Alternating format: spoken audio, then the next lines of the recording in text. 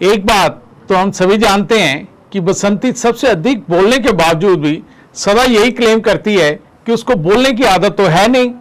मैं तो इतना ही कह सकता हूं कि बसंती कम बोले या ज्यादा, लेकिन उसको सवाल पूछने की बहुत बुरी आदत है। हम तो वीरू की हिम्मत की दाद देना चाहेंगे जो ऐसी औरत के हर सवाल का जवाब आसानी से दे देता है। एक दिन बसंती ने वीरू से पूछा, शादी से पहले तुम क्या क्या करते थे?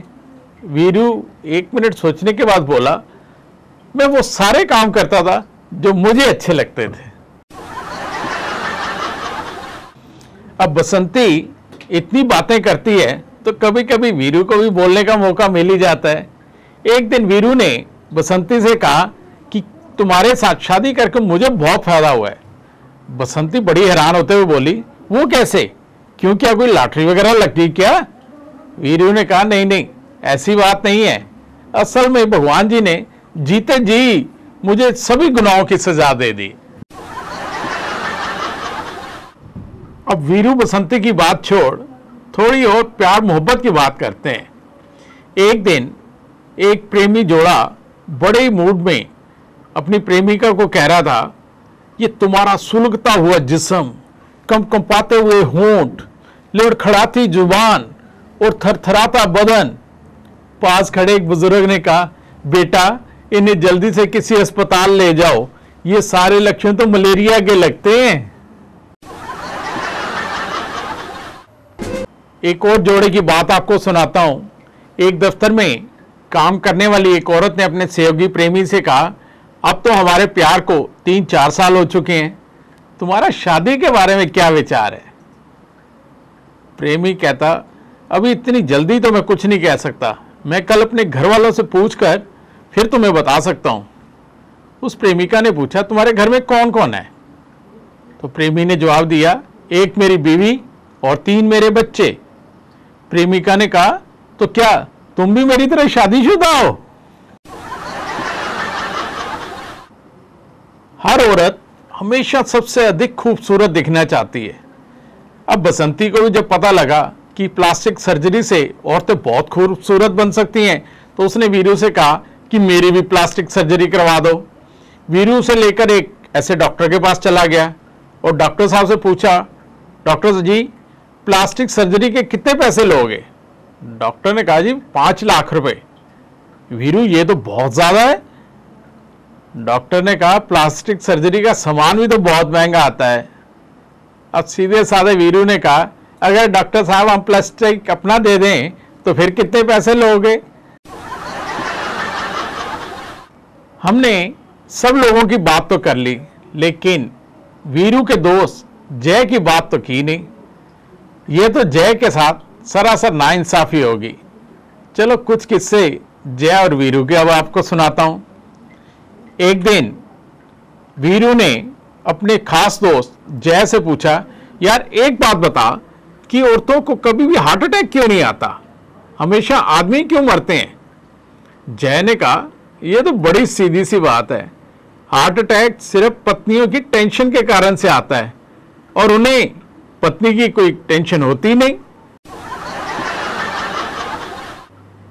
ये बात खत्म हुई तो वीरू ने जय से एक और सवाल पूछ लिया, अब जरा ये बता दे कि पत्नी और घड़ी में क्या फर्क होता है? जय ने वीरू से कहा, तेरी शादी को इतने साल बीत चुके हैं और कमाल है कि तू इतनी छोटी सी बात को अभी तक नहीं समझ सका। पत्नी और घड़ी में तो बहुत बड़ा फर्क होता है। एक बिगड़ती है तो बंद हो जाती है, दूसरी बिगड़ती है तो चालू हो जाती है। एक दिन जय और वीरू दोनों सैर कर रहे थे।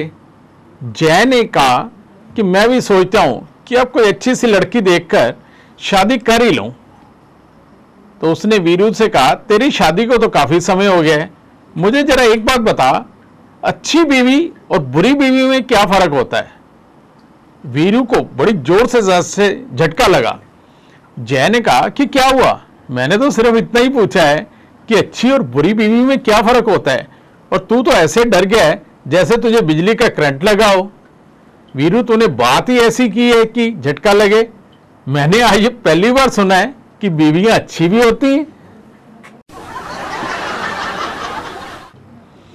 एक बात तो आप भी मानते हैं कि वीरू अपनी हर परेशानी का हल अपने दोस्त जय से ही पूछता है। अब वीरू की एक और बड़ी अजीब परेशानी आपको बताता हूं। एक दिन उसने अपने दोस्त से कहा, पत्नी जब पति को नौकर समझने लगे तो उसे क्या करना चाहिए। जय ने वीरू को तसल्ली देते हुए कहा कि वैसे तो शादी के बाद हर आदमी साफ बहादुर बन जाता है। मेरा मतलब लोगों के लिए साफ और बीवी के लिए बहादुर। बहादुर से मेरा मतलब वो ताकतवर पहलवान नहीं, बल्कि घर में काम करने वाले नौकर से है। अक्सर लोग घर में काम करने वाले नौकरों को बहादुर कहकर ही बुलाते हैं। अब यदि तुम्हारी बीवी तुम्हें नौकर समझने ही लगे तो तुम मेरी एक बात मान, तो जल्दी से काम करने के लिए मोहल्ले के और कुछ घर पकड़ ले। एक दिन वीरू के बेटे ने वीरू से पूछा कि आपने नई कार के ऊपर हर तरफ मम्मी का नाम क्यों लिखवा दिया है, जबकि सब लोग तो गाड़ी पर अपने बच्चों का नाम लिखवाते हैं। वीरू ने उसे बड़े ही प्यार से बताया, क्योंकि हमारी कार भी तेरी मम्मी की तरह कभी भी काबू से बाहर हो जाती है। एक दिन बसंती ने अपने वीरू से कहा, यदि हम खाना बनाने वाले बावर्ची को निकाल दें तो सारा महीना मैं ही तुम्हें बढ़िया सा खाना बनाकर खिलाऊं तो तुम मुझे कितने पैसे दोगे। वीरू, मैंने पैसे क्या देने हैं? एक महीना तुम्हारे हाथ का खाना खाने के बाद तुम्हें खुद ब खुद मेरे बीमे के पैसे, बैंक के पैसे, सब कुछ तुम्हें मिल जाएगा।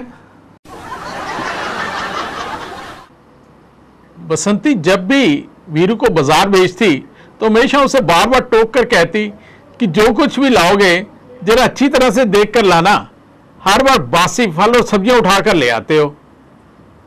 अब एक दिन बसंती ने वीरू को बर्फ लेने के लिए बाजार भेज दिया। जब दुकानदार उसे बर्फ थैले में डालकर देने लगा तो वीरू झट से बोला, ओ भैया, ये बर्फ ताजी तो है ना, कहीं 2-4 दिन 5 दिन पुरानी बर्फ दे दो। दुकानदार ने कहा, जी क्या बात करते हो, बर्फ तो रोज ताजी ही आती है। तो वीरू ने जब बर्फ की तरफ देखा तो फिर उसे बोला कि ये फिर लीक क्यों कर रही है। एक दिन गपशप के मूड में बैठे बसंती ने वीरू से कहा, सुना है विदेशों में तलाक लेना बहुत आसान है।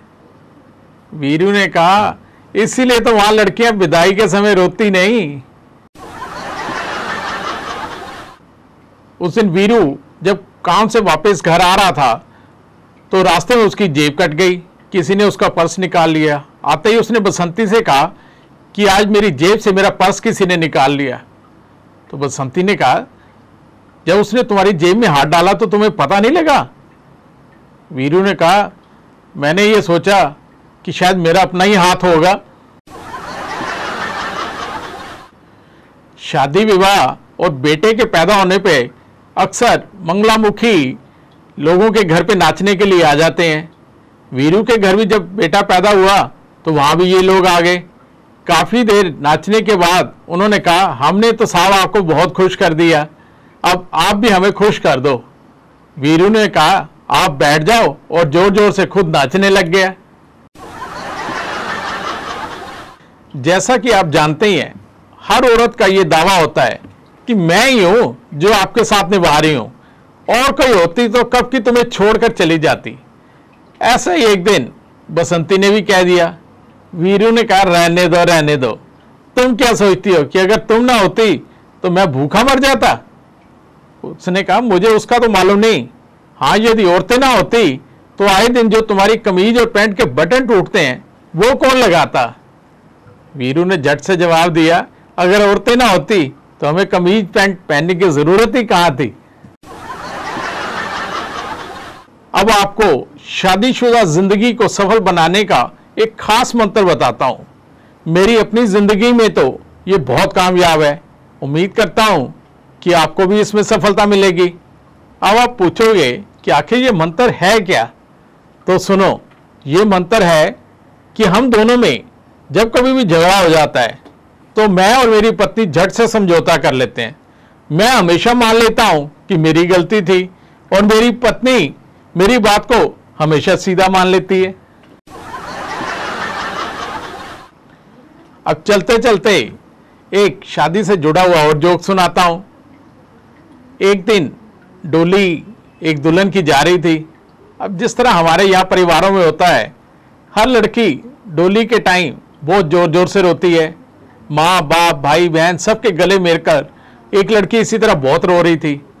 तो उसकी सहेली ने कहा कि देख, तू तो इतनी जोर जोर से रो रही है और तेरे ससुराल वाले तो हंस रहे हैं। उसने धीरे से उसके कान में कहा, तू चिंता मत कर, मैं तो आज रो रही हूं, ये तो सारी उम्र रोएंगे। प्यार तो जिंदगी का अफसाना है, प्यार तो जिंदगी का अफसाना है, इसका अपना ही एक तराना है। पता है सबको मिलेंगे इस राह में सिर्फ आंसू, फिर भी ना जाने दुनिया में हर कोई क्यों इसका दीवाना है।